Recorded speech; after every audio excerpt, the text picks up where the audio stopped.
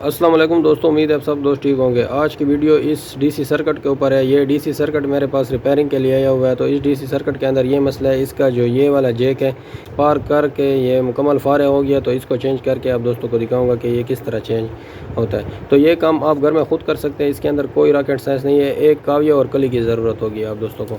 ये जो 3 वायर्स वाला जैक होता है ये यहाँ पर लगता है, जो फ़ैन के राट के अंदर से निकला हुआ होता है। जी तो दोस्तों, सबसे पहले इसके ऊपर थोड़ी थोड़ी कली लगानी होती है ताकि इसके जो ये टांक है ये लूज़ हो जाए।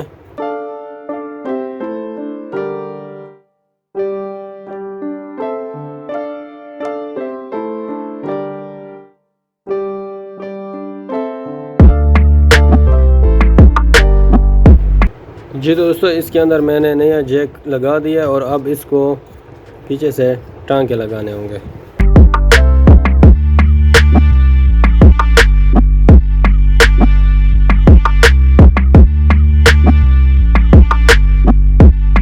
जी तो दोस्तों, टांके इसके लग गए हैं। तो इसी तरह आप दोस्तों ने भी घर में इसको खुद से रिपेयर कर लेना है। ये कोई मुश्किल काम नहीं है, आप घर में खुद कर सकते हैं। तो आज की वीडियो यहीं तक थी। Thanks for watching. अल्लाह हाफ़िज़।